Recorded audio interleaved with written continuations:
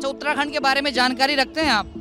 हाँ, थोड़ी बहुत जितना हमें जरूरत लगती है उतना तो है ही, जब जाना होता है। मुख्यमंत्री कौन है वहाँ? ये इतना नहीं पता। रैली क्यों हुई है, कुछ पता है? ये भू कानून को लेकर के है कि क्या है भू कानून? इस पे बहुत टाइम से ये चर्चा का विषय रहा है। भू कानून होना चाहिए लागू। बेशक से होना चाहिए, लेकिन इसमें जो सबसे बड़ी बात है अवैध अतिक्रमण जो है वो सबसे पहले खत्म होना चाहिए, और भू कानून तो होना ही चाहिए, तो सबसे ज्यादा जरूरी है। हमें तो जाना बढ़िया लगता है और हम चाहते हैं भी कि अगर वहाँ कोई रोज़गार होता। मैं जैसे लॉकडाउन में वहाँ गया था तो मैंने कोशिश मेरी वहाँ यही थी 3-4 महीने की कोई नौकरी मुझे यहीं मिल जाए तो मैं यहीं सेटल हो जाऊँगा, यहीं कर लूँगा, लेकिन वहाँ मेरे को कुछ फ़ायदा हुआ तो नहीं। यहीं से हुई या गांव से? मैंने गांव से ही करी है, बल्कि बारात मैं यहीं से लेके गया था अच्छा, उत्तराखंड। यहाँ से बारात वहाँ? जी करेक्ट, हाँ यहीं से लेके गया हुआ था। लड़की पहाड़ की होगी या शहर की? नहीं, लड़की बिल्कुल पहाड़ की होगी।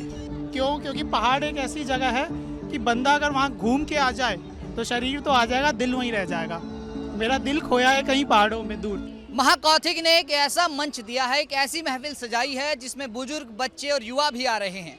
कुछ उत्तराखंड के युवा हैं, कुछ दिल्ली के युवा मेरे साथ मौजूद हैं। उनसे बातचीत करेंगे और जानेंगे कि उनको उत्तराखंड के बारे में कितना पता है। क्या नाम है भाई आपका? सूरज भंडारी, कहाँ से हैं आप? टीरी गढ़वाल, यहाँ पे गाजियाबाद में रहता हूँ। आपका क्या नाम है? सैफ अली, सैफ अली, आप तो यहीं से हैं। दिल्ली से। आपका नाम? पंकज भंडारी। भंडारी। भाई आपका नाम? ऋषभ रावत। आपका नाम? दीपक नेगी। दीपक नेगी। आपका? भरत कंडारी। वीरेंद्र बिस्ट। ललित सिंह। तो कुछ लोग वो हैं जो उत्तराखंड से बिलोंग करते हैं, उत्तराखंड के युवा हैं, और कुछ दिल्ली के। उत्तराखंड वालों से कुछ बातचीत करेंगे। तो उत्तराखंड जाते हैं आप? हाँ, हर बार जाते हैं, हर साल में 2-3 बार। अपनी लोक भाषा आती है आपको?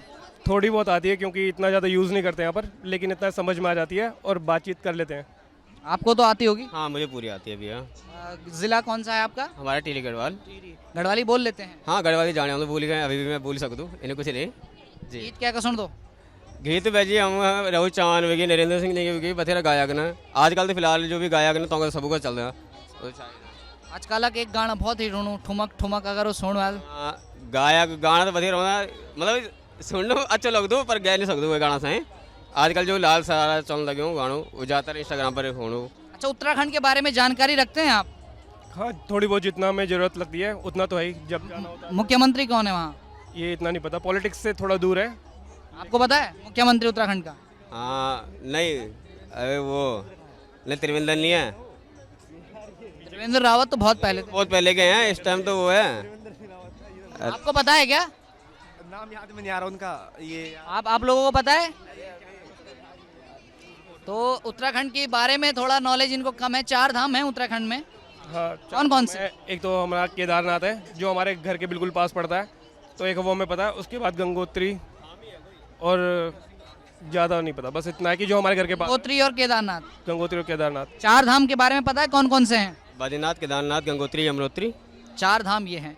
अच्छा, आपने अगर उत्तराखंड के बारे में थोड़ा बहुत पढ़ते हैं तो आज सुना होगा कि आज देहरादून में एक महारैली हुई थी भू कानून को और मूल निवास को लेकर। ये हमें पता है थोड़ा बहुत, शायद उनका जो नाम है, नाम ध्यान नहीं आ रहा, लेकिन भू कानून के नहीं, लिए रैली हुई थी, इतना पता है खाली। ये इतना पता है देहरादून में आज। रैली क्यों हुई है, कुछ पता है? ये भू कानून को लेकर के है कि क्या है भू कानून? इस पे बहुत टाइम से ये चर्चा का विषय रहा है। भू कानून है क्या, ये तो बताओ। भू कानून ये है कि जो उस देश के नागरिक, मतलब उत्तराखंड में है, उन्हें मैंने जो इस मतलब जमीन उसमें लिखा, मतलब उस कानून में ये है कि जो उत्तराखंड के लोग हैं वही उस जमीन को खरीद सकते हैं, बेच सकते हैं। बाहर के जो लोग हैं उन लोगों को आना है, वहाँ पे पाबंदी लगाई गई है, ताकि जो हमारे उत्तराखंड के लोग हैं केवल वो अपने उत्तराखंड की इस जो भी सुविधाएं होती हैं उस चीज़ का वो फ़ायदा उठा सके, बाहर के लोग वो चीज़ का फ़ायदा ना उठा पाएँ। दरअसल बात यह है कि उत्तराखंड में मूल निवास और भू कानून लागू नहीं है, इसलिए अन्य राज्यों के लोग वहाँ जाते हैं, घर बनाते हैं, खेत लेते हैं, वहाँ के निवासी बन जाते हैं।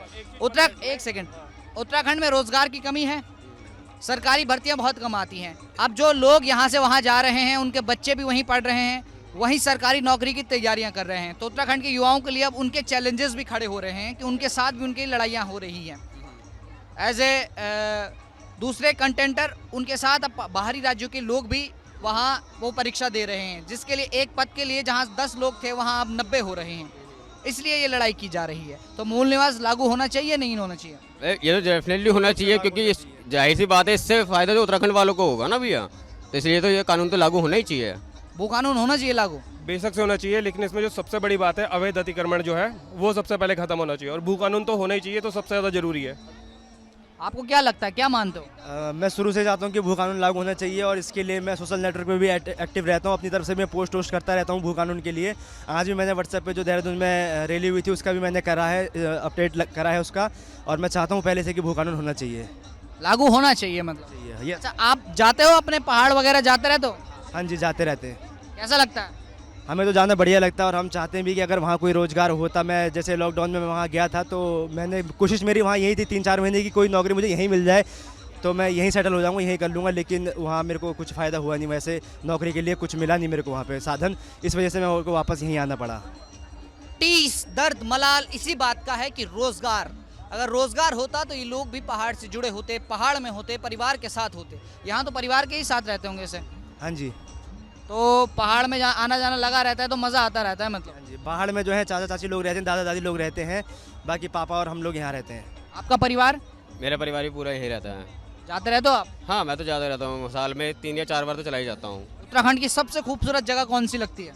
मुझे जो लगती है वो चंद्रबदनी लगती है। चंद्रबदनी, टिहरी में एक मंदिर है जो ऊंचाई पे स्थित है।